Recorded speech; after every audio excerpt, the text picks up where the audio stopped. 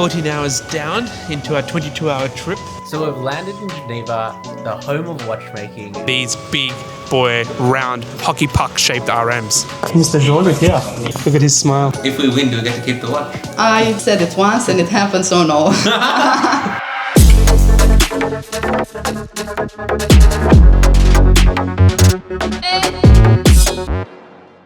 Today, we're heading out to Monaco for the Formula 1 Grand Prix. Along the way, we're going to be stopping in Geneva, the birthplace of watchmaking. Come along for the ride.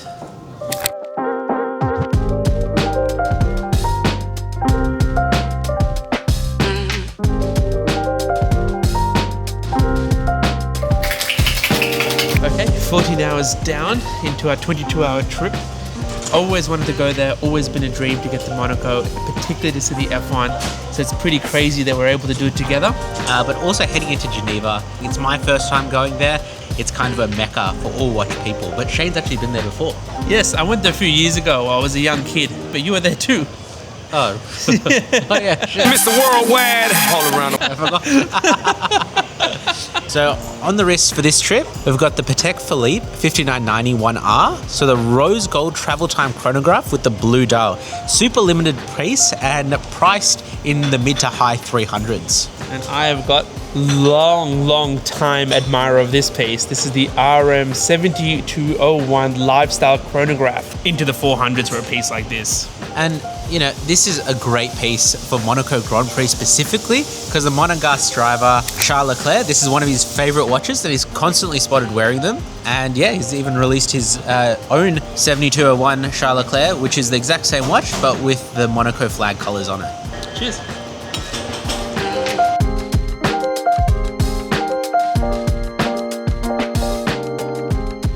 Back to his homeland.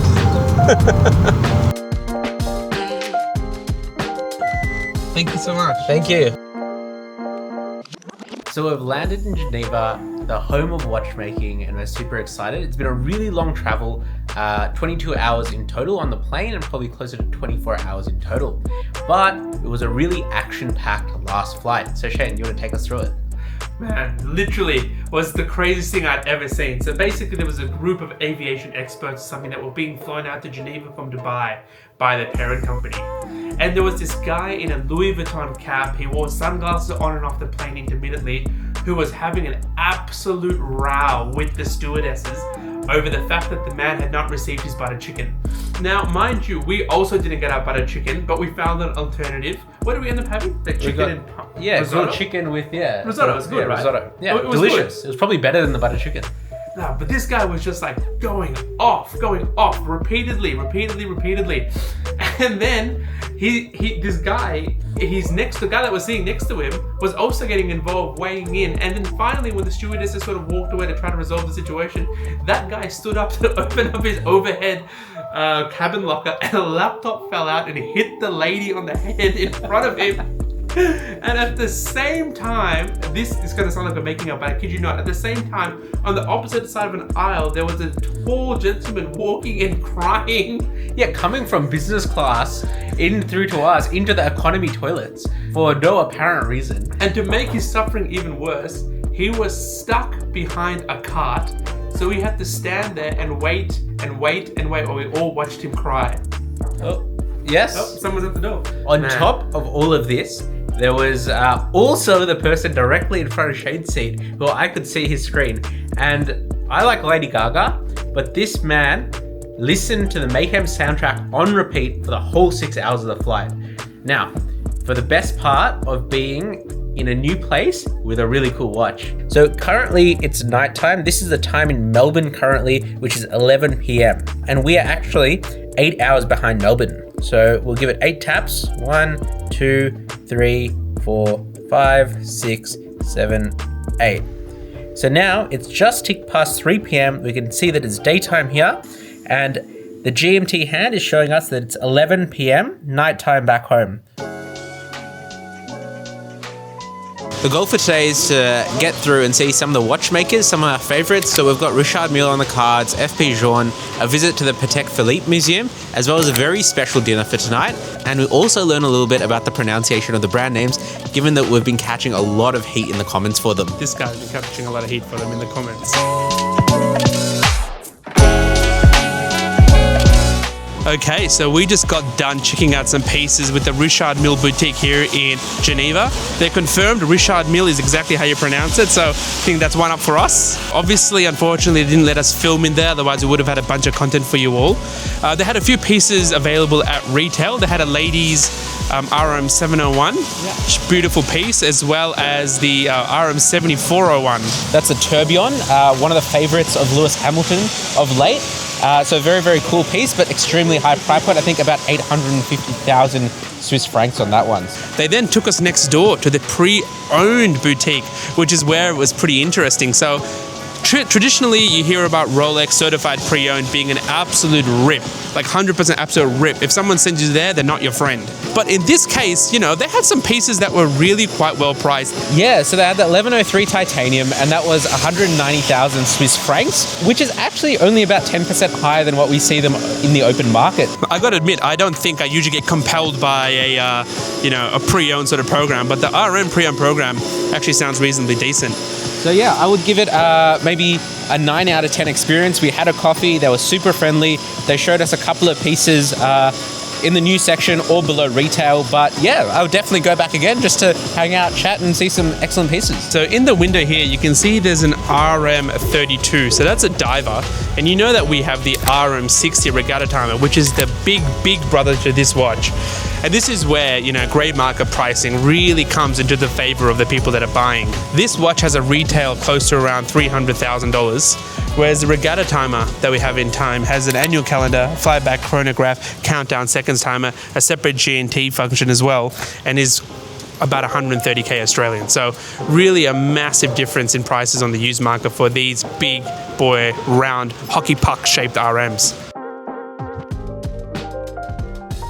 So this is the Jacob & Co. Astronomia Sky. The Astronomia is something that Jacob is absolutely known for. I think that's the one thing that's extremely identifiable by Jacob & Co. is the fact that they put these machines into little cases and chuck them on people's wrists. But this is stunning. Over here we do have the casino, but let's try to play, right? So you have this button here. And you choose, I'm going green, 0. Wow. Alright, I'll go with that. Let's say green 0. Right. If we win, do we get to keep the watch? I said it once and it happened, so no. Wow. We're pretty close. Black That number was 2. close. A great time here at the Jacob & Co. boutique. Some brilliant watches, and we've got Hublot next door. Shane, do you want to go have a look? I have to walk my dog. So yeah, got to definitely skip on that one. Let's see if they'll let us film. So people say that we do get pronunciations wrong in Australia. Vacheron Constantin. Yeah. How do you actually officially say Vacheron Constantin? You're not too far off. I mean, it's just Vacheron Constantin. Oh, that sounds so good. So we were just saying that you guys introduced a new model in the overseas collection, which has got all the watch nerds around the world salivating completely, which is the overseas with the minute repeater, the perpetual calendar, the tourbillon, and in a skeletonized form. So it's a very limited production. You don't have it in store at the moment, but can you tell me a little bit about it? I cannot say that on camera, to be honest. Is there anything about approximate retail price or anything on it? It's around €1 million. 1 million euro. That's what I would say, yeah. That is better than I thought it was going to be, actually. Really? I think so. I thought it was going to be more. Thank you, brother. I appreciate it. Watch shopping is hungry work, so we've just stopped over here in the central part of Geneva, and next stop, Patek Philippe Museum.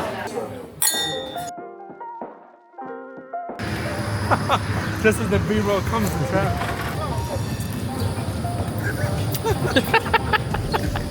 Trams on trams on trams. But I want you to film this.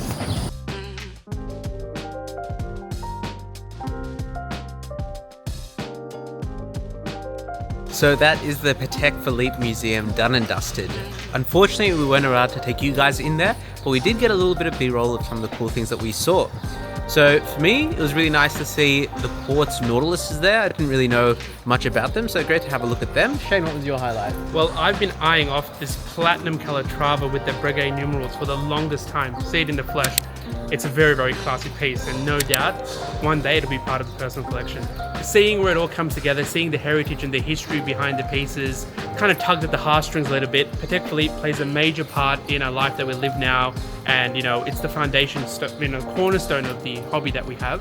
Now the journey continues. We're still moving onwards with other watchmakers before our very exciting dinner tonight.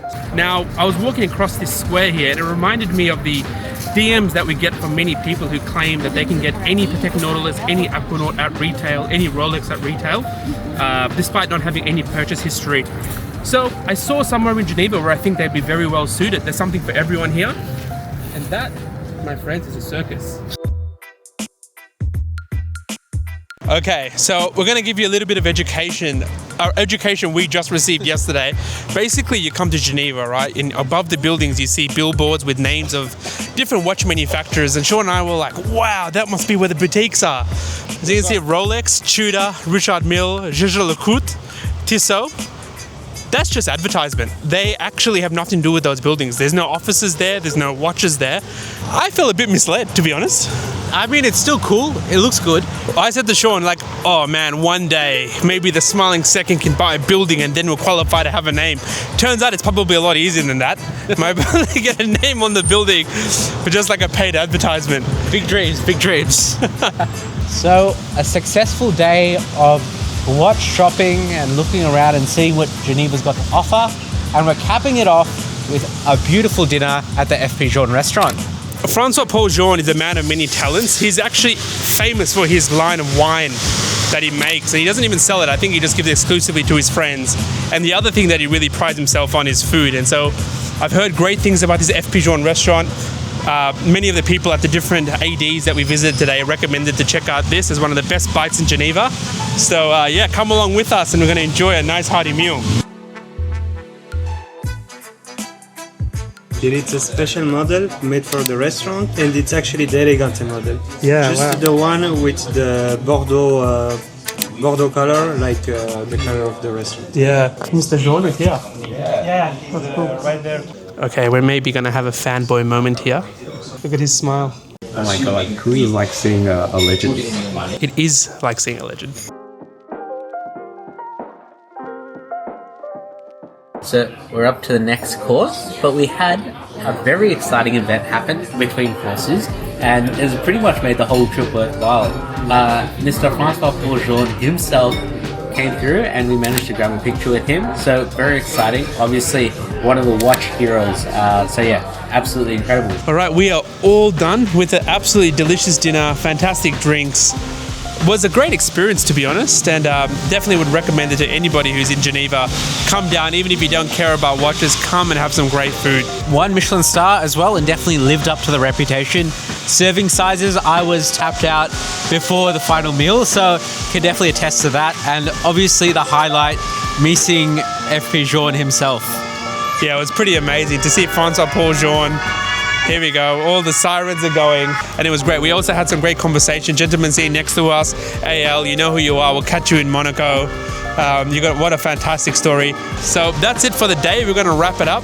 Day one full, or day two, Yeah. Geneva vlog. The jet lag is hitting hard, so gonna crash hard very quickly. Bye-bye.